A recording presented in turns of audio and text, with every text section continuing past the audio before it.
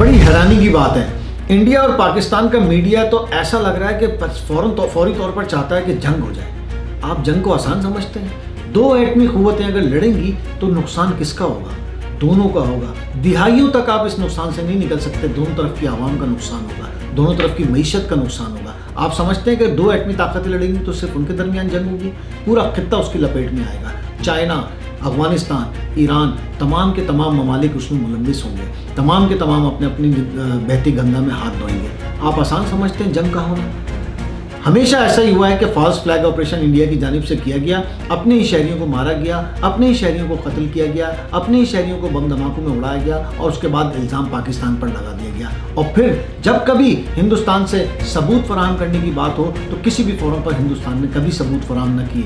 न वो मुंबई अटैक के कर सके, न वो पुलवामा के कर सके, न वो पहलगाम के कर सकेंगे। हाँ, पाकिस्तान के पास हमेशा से सबूत मौजूद रहे, चाहे वो कराची में दहशतगर्दी हो, चाहे वो बलूचिस्तान में हो। और बलूचिस्तान का पूरा नेटवर्क पकड़कर आपको दिखाया कि पूरे हिंदुस्तान बलूचिस्तान में क्या कर रहा है। और अभी आप वो जाहिरियत भूल गए जब आपने 2019 में फ़ज़ाई हमले किए, आपके 2 जहाज़ तबाह हुए, आपका पायलट गिरफ्तार हुआ, अभिनंदन चाय पीकर उसको छोड़ा गया।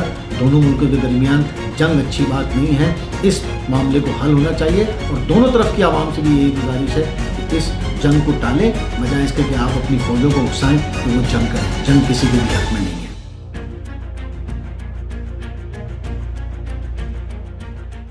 जी नाज़रीन, मुनव्वर आलम के चैनल में आपको खुशामदीद कहते हैं। और आज एक इंतहाई अहम मौजू, इंडिया और पाकिस्तान दोनों तरफ की आवाम इस वक्त चाहती है कि जंग हो जाए और इतना आसान समझ रही है जंग का होना कि बस इस वक्त बस नहीं चल रहा लोगों का कि किसी तरीके से पाकिस्तान और इंडिया आपस में लड़ पड़े और जंग हो जाए और बम्बार्टमेंट शुरू हो जाए, जहाज़ आ जाएं और फ़ज़ाई हमले हो जाएं, मिसाइल चल जाएं, बम फट जाएं। मतलब लोगों को तफरी सूझ रही है।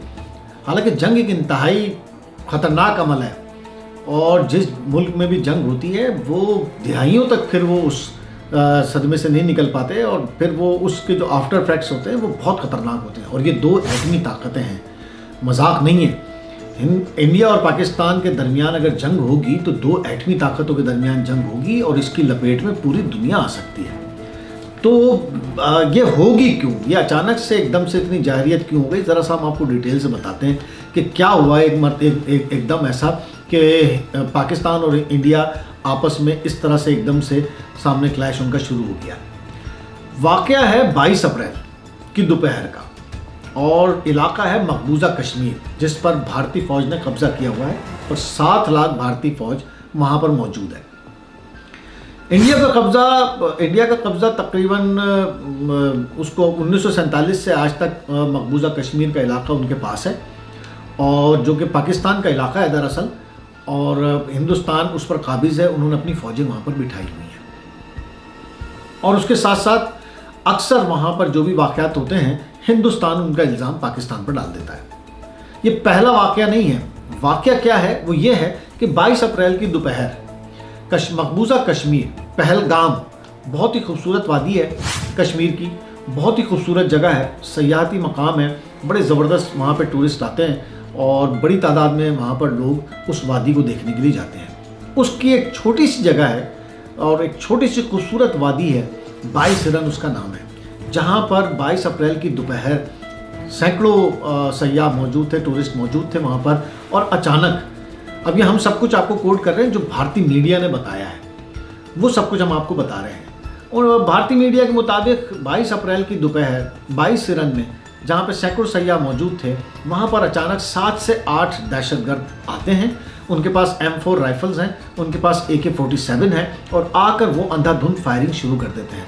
और उनका निशाना ख़ास तौर पर वहाँ टूरिस्ट में मौजूद मर्द हैं, औरतें भी नहीं हैं, बच्चे भी नहीं हैं। और उनको वो तकरीबन 20 से 25 मिनट चुन कर वो वहाँ पर सयाह जो मौजूद हैं उनको वो मारते हैं और उसके बाद बआसानी फ़रार हो जाते हैं। और इसमें बहुत सारे तकलीफ़देह मनाजिर हैं। ये अफसोसनाक वाक़या है, इसकी बिल्कुल मज़म्मत होनी चाहिए। किसी भी जगह पर अगर कोई आज़ादी की भी तहरीक चल रही है तो वहाँ पर भी इस तरह मासूम शहरियों का कत्ल किसी तौर पर भी जायज़ करार नहीं दिया जा सकता। चुन चुन के मारा गया है سیاحوں کو وہاں پر خون میں لت پت لاشوں کی فوٹیجز سامنے آئی ہیں، وہاں پر ایسے مناظر دیکھنے میں آئے، ایسے تصویریں سامنے آئی ہیں کہ ایک عورت اپنے شوہر کی لاش کے برابر میں بیٹھی ہوئی ہے اور اس کو کوئی ریسکیو کرنے والا نہیں ہے۔ بائیسرن ایک ایسی جگہ ہے پہلگام کی جہاں پر صرف گھوڑوں یا ہائکنگ کر کے جایا جا سکتا ہے، وہاں گاڑی جانے کا بھی انتظام نہیں ہے، اور پورے مقبوضہ کشمیر میں 7 لاکھ بھارتی فوج ہے، جگہ جگہ چپے چپے پر چیکنگ ہے، جگہ جگہ پر کوئی کشمیری محفوظ نہیں ہے، کوئی ایسا موڑ نہیں ہے، کوئی ایسا سگنل نہیں ہے، کوئی ایسی جگہ نہیں ہے جہاں بھارتی فوجی موجود نہ ہو اور وہاں کشمیریوں کی تلاشی نہ لی جاتی ہو یا آنے والے ٹورسٹ کو بغیر تلاشی کے چھوڑا نہ جاتا ہو۔ ایسی کوئی جگہ مقبوضہ کشمیر میں موجود ہے ہی نہیں، تو پھر کس طرح یہ دہشت گرد پہنچے اور اتنے جدید اسلحے کے ساتھ پہنچے کہ ان کے پاس امریکی ساختہ M4 رائفلز ہیں اور AK-47 ہیں، اور وہ آ کر 20 سے 25 منٹ مستقل فائرنگ کرتے ہیں اور ان کے خلاف کوئی کارروائی نہیں ہوتی، کوئی ریسکیو نہیں ہوتی، کسی قسم کا ایسا آپریشن نہیں ہوتا کہ ان کو وہاں پہ مار گرایا جائے، یا ان میں سے 1-2 کوئی ایسا مقابلہ ہوتا، پولیس ہوتی یا سیکورٹی فورسز ہوتی کہ وہ وہاں پہنچتی اور وہاں پر ان کو مار گرایا جاتا۔ ایسا بھی کوئی واقعہ پیش نہیں آیا۔ یہ انتہائی حیران کن ہے۔ وہاں جتنے بھی صحافیوں سے بات ہوئی ہے، وہاں جتنے بھی لوگوں سے عینی شاہدین سے بات ہوئی ہے، انہوں نے کہا کہ انہوں نے بڑے آرام سے کارروائی کی ہے اور اس کے بعد بڑے آرام سے وہ فرار ہو گئے ہیں۔ اس کے بھی کافی دیر کے بعد سیکیورٹی فورسز اور ریسکیو کا عملہ پہنچا ہے، تو جو لوگ زخمی بھی تھے وہ بھی اپنی جان سے ہاتھ دھو بیٹھے۔ انتہائی حیران کن واقعہ، اور یہ فالس فلیگ آپریشن بالکل واضح طور پہ لگ رہا ہے بالکل ویسا کہ جیسا 2019 میں کشمیر کے ہی علاقے پلوامہ میں ہوا، اور اس میں ایک فوجی کانوائے کو نشانہ بنایا گیا اور اس میں جو فوجیوں کی بسیں تھیں ان کو دھماکوں سے اڑایا گیا اور فائرنگ کی گئی، جس میں متعدد بھارتی فوجی ہلاک ہوئے، اور اس کا الزام بھی فوری طور پر بھارت نے پاکستان پر ڈالا اور پھر جارحیت کی اور پھر پاکستان پر فضائی حملے کیے، اور اس کے جارحیت کے جواب میں جب پاکستان نے اپنا جہاز اڑائے، 2 جہاز بھارتی تباہ کیے اور ایک پائلٹ گرفتار بھی ہو گیا جس کا بہت ہی مشہور نام جو کہ سب کو بھی ذہنوں میں ہوگا، ابھینندن، اور اس کو گرفتار کر کے لے آیا گیا پاکستان۔ خیر 1 یا 2 دن کے بعد اس کو چھوڑ دیا گیا چائے وائے پلا کے۔ بڑی مشہور یہ بات ہوئی کہ جی چائے پینے آیا تھا چلا گیا اس کے بعد، اور اس میں انڈیا کو کافی بے عزتی کا سامنا کرنا پڑا۔ پہلگام واقعے کے بہت سارے پہلو بالکل ایسے ہیں کہ جیسے پلوامہ میں ہوا کہ دہشت گرد آئے، بڑے آسانی سے کارروائی کی، اس کے بعد بڑے آسانی سے فرار ہو گئے، اور 1 گھنٹے کے بعد ہی پورا ہندوستان کا میڈیا اس کو پاکستان پر ڈالنے پر تل گیا۔ اور یہی پہلگام کے واقعے میں بھی ہوا کہ ابھی 1 گھنٹہ نہیں گزرا تھا کہ دہشت گردوں کی تصاویر چلانا شروع کر دی گئیں، نام دینے شروع کر دیے گئے، تعلقات بتانے شروع کر دیے گئے، اور تمام کا تمام ملبہ پاکستان پر ڈال دیا گیا بغیر کسی ثبوت کے، بغیر کسی شواہد کے، بغیر کسی سوچے سمجھے، اور فوری طور پر ہی پورا بھارتی میڈیا اس بات پر پوری انڈیا کی فورسز کو یہ کہنے لگا کہ فوری طور پر پاکستان پر حملہ کر دیا جائے۔ چند ہی گھنٹے گزرے تھے کہ انڈین اتھارٹیز سامنے آئیں اور انہوں نے انتہائی حیران کن اعلانات کیے۔ سب سے پہلا اعلان انہوں نے کیا جی ہم سنتاس معاہدہ وہ معاہدہ آبی معاہدہ ہے، وہ دریاؤں کا معاہدہ ہے جو پاکستان اور انڈیا کے درمیان ہوا تھا، اور اس میں گارنٹیئر IMF ہے، اور اس کو فوری طور پر معطل کر دیا گیا اور کہا کہ جی پاکستان اور انڈیا کے درمیان اب کوئی پانی کا معاہدہ نہیں ہے، پاکستان کو اب کوئی پانی نہیں دیا جائے گا اور پاکستان کا پانی بند کر دیا جائے گا۔ سنتاس معاہدہ معطل سمجھیے۔ اس کے بعد جتنے پاکستانی شہری ہیں ان کے سب کے ویزے ختم کر دیے گئے، ان کو فوری طور پر کہا کہ جی ہندوستان کی سرزمین چھوڑ دیں، ایک عجیب و غریب صورتحال کے لیے۔ اس کے بعد جو مختلف ایمبیسیڈرز اور سفارتی عملہ ہے ان کو ناپسندیدہ شخصیت قرار دے کر ان تمام عملے کو بھی واپس بھیجنے کی تیاریاں شروع کر دی گئی ہیں۔ فوری طور پر ایک کشیدگی کا ماحول بنایا گیا ہے۔ یہ سب بالکل واضح لگ رہا ہے کہ یہ ایک فالس فلیگ آپریشن ہے۔ اس سے پہلے بھی ہندوستان اس طرح کے آپریشن کر چکا ہے کہ اپنے ہی شہریوں کو مارا ہے، اور اس کے بعد بہت کچھ ہوا ہے۔ یہی سب کچھ گجرات میں ہوا تھا، آپ کو یاد ہے مودی اس وقت وزیر اعظم ہے، اور گجرات میں جو قتل عام مسلمانوں کا ہوا تھا وہ بھی اسی طرح تھا کہ ایک ٹرین پر حملہ کر کے یاتریوں کی اور اس کو جلایا گیا، اور اس کے جواب میں گجرات میں جو کچھ ہوا اور جو کچھ قتل عام ہوا وہ بھی ایک تاریخ ہے کہ کس طرح مسلمانوں کا قتل عام وہاں پر کیا گیا، اور آج تک اس کے بھی ملزمان گرفتار نہیں ہوئے۔ یہ تمام false flag operation Hindustan Pakistan کو بدنام کرنے کے لیے کرتا رہا ہے، جبکہ اس کی کہانی بالکل الٹ ہے۔ ہندوستان کے خلاف بہت سارے ایسے شواہد پاکستانی ایجنسیاں دے چکی ہیں پوری دنیا کو، اور ہر اس فورم پہ دے چکی ہیں جس پہ دینا ہو، چاہے وہ یونائٹڈ نیشنز ہو، چاہے وہ عالمی عدالت ہو، تمام کے تمام ثبوتوں اور شواہد کے ساتھ. خاص طور پر جو بلوچستان میں اس وقت ہو رہا ہے وہ تمام کا تمام ہندوستانی پیسہ اس میں استعمال ہو رہا ہے، افغانستان کی سرزمین استعمال ہو رہی ہے اور ہندوستان اس میں مدد کر رہا ہے. یہ تمام شواہد تمام فورم پر پاکستان دے چکا ہے. اب اگر دونوں طرف کی جس طرح کی صورتحال ہم دیکھ رہے ہیں اور خاص طور پر جو عوامی جذبات ہیں، وہ تو ایسا لگتا ہے کہ فوری طور پر جنگ کی طرف جانے کے لیے کہہ رہے ہیں، اور دونوں طرف کے لوگ اپنی اپنی فورسز کو کہہ رہے ہیں کہ فوری طور پر جنگ شروع کر دیں. بھائی دونوں ایٹمی طاقتیں ہیں، کیا کرنے جا رہے ہیں؟ ایٹمی طاقتوں کے درمیان جب جنگ ہوگی تو نقصان کس کا ہوگا؟ دونوں طرف کی عوام کا. دہائیوں تک نہیں نکلیں گے آپ اس کے نقصان سے. بہت آسان سمجھا جا رہا ہے دونوں طرف سے جنگ کا ہونا.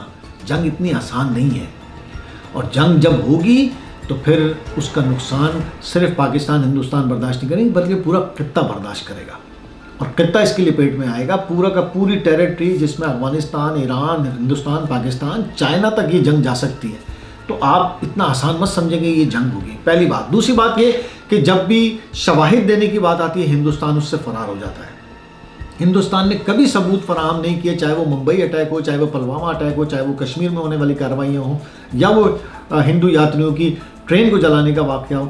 آج تک ہندوستان کسی بھی واقعے کے ثبوت فراہم نہیں کر سکا کسی بھی عدالت میں، اور نہ وہاں پہ مقدمہ جیت سکا ہے. صورتحال اب یہ ہے کہ یہ یہاں تک پہنچ چکی ہے کہ اب فنکاروں اور گلوکاروں کو بھی نہیں چھوڑا جا رہا. پاکستانی ایکٹر ہانیہ عامر انتہائی مشہور ایکٹر ہیں، اور ان کی فلم دلجیت کے ساتھ آ رہی ہے، جو کہ پنجابی ایکٹر ہیں ہندوستان کے. ان کے ساتھ وہ فلم کرنی تھی، فوری طور پر ان پر بین کر دیا گیا ہے ہانیہ عامر پہ. جبکہ فواد خان کی 9 سال کے بعد ہندوستان سے فلم ریلیز ہو رہی تھی، وہ بھی شاید اب ریلیز نہ ہو، اور اس پر بھی پابندی عائد کر دی گئی ہے. تمام گلوکار اداکاروں کو فوری طور پر حکم دیا گیا ہے کہ ہندوستان کی سرزمین کو چھوڑ دیا جائے. اس کے ساتھ ساتھ جتنے بھی شہری پاکستانی اس وقت وہاں پر موجود ہیں. اب ہوگا کیا اور ہونا کیا چاہیے؟ دیکھیے کوئی نہ کوئی تو مسائل ہے، اس میں بیچ میں ضرور کوئی انٹرفیرنس کرنا چاہیے. ہندوستان اور پاکستان کے درمیان جس طرح کی ٹیریٹری ہے اور جس طرح کے بارڈرز ہیں، جنگ کسی کے لیے بھی اچھی نہیں ہوگی. اور اگر دیکھا جائے تو جب یہ صورتحال دونوں طرف سے ہم یہ دیکھتے ہیں اکثر کہ پاکستان میں اگر کوئی ایسی مشکل حالات ہوتے ہیں سیاسی حکومتوں پر، یا ہندوستان میں کوئی الیکشن ہونے والے ہوتے ہیں، تو دونوں طرف کی فورسز اکثر اس طرح سے کرتی ہیں کہ وہ بارڈرز پہ جمع ہو جاتی ہیں، اور پھر اس کے بعد اگر وہاں مودی کو الیکشن جیتنا ہوتا ہے تو وہ اپنے حملے شروع کر دیتی ہیں مختلف پوسٹوں پر، اور پھر یہی انڈیا پاکستان کا تعلقات کو گیم بنا کر اور وہ وہاں ادھر ووٹ لیتے ہیں. اور اگر ادھر یہاں پر کوئی مشکلات اس طرح کی ہوتی ہیں اور خود کو ریوائیو کرنا ہوتا ہے تو پاکستان میں بھی اسی طرح کی صورتحال دیکھنے میں آتی ہے. اور یہ آج کی بات نہیں ہے، ہمیشہ سے اسی طرح چلا آ رہا ہے، اور 1947 کے بعد سے درجنوں مرتبہ اس طرح کی چیزیں سامنے آئی ہیں کہ دونوں طرف کی فورسز آمنے سامنے آئی ہیں، ٹینکس بڑھے ہیں، آرٹلری پہنچا دی گئی ہے، سرحدوں پر بالکل فوج پہنچ چکی ہے، اور اس کے بعد پھر کوئی نہ کوئی یا تو خصوصی طور پر امریکہ یا پھر دوسری طرف سے چین مداخلت کرتا ہے، اور اس کے بعد دونوں ملکوں کو ٹھنڈا کر دیا جاتا ہے. تو دونوں طرف کی عوام سے یہی گزارش ہے کہ جی اس واقعے پہ بھی بالکل واضح فالس فلیگ آپریشن ہے ہندوستان کی جانب سے، اور اگر کوئی جارحیت ہندوستان کی طرف سے ہوتی ہے تو پاکستانی فورسز اس کا منہ توڑ جواب دینا جانتی ہیں، اور اس سے پہلے بھی دیا ہے، اب بھی دیں گے. اور جس طرح پاکستان کی فوج مشہور ہے جس چیز کے لیے، بالکل ویسا ہی ہوگا. کسی بھی قسم کا کوئی شک نہیں ہے کہ پاکستانی فورسز اس وقت دنیا کی چند مشہور فورسز میں سے ہیں اور مضبوط فورسز میں سے ہیں. نہ صرف ان کے پاس جدید ٹیکنالوجی ہے بلکہ جدید اسلحہ ہے، اور وہ ہر طرح کے حالات سے نمٹنے کے لیے بالکل تیار ہے. 2 دہائیوں سے دہشت گردی کے خلاف وہ جنگ لڑ رہے ہیں بڑی کامیابی کے ساتھ، چاہے افغانستان ہو یا ہندوستان ہو. ان کے ساتھ کئی جنگیں وہ کر چکے ہیں، لڑ چکے ہیں، اور کسی طور بھی پیچھے ہٹنے کو پاکستانی فورس، آپ اگر سمجھتے ہیں کہ وہ پیچھے ہٹیں گی کسی بھی جارحیت کے خلاف، ایسا ممکن نہیں ہے. دونوں ملکوں کو ہوش کے ناخن لینے ہوں گے اور اس جنگ کو ٹالنا ہوگا، اس کشیدگی کو کم کرنا ہوگا. دونوں کی معیشت اس بات کی بالکل متحمل نہیں ہے، اس بات کی بالکل وہ برداشت نہیں کر سکتے کہ دونوں کی معیشت اس قابل نہیں ہے کہ کسی بھی قسم کی جنگ ہو اور وہ اس میں نقصان اٹھائیں. دونوں ملکوں کا فائدہ یہی ہے کہ اس معاملے کو بھی عالمی سطح پر حل کریں اور پھر بغیر کسی جنگ کے اس معاملے سے نکلیں. بہت شکریہ.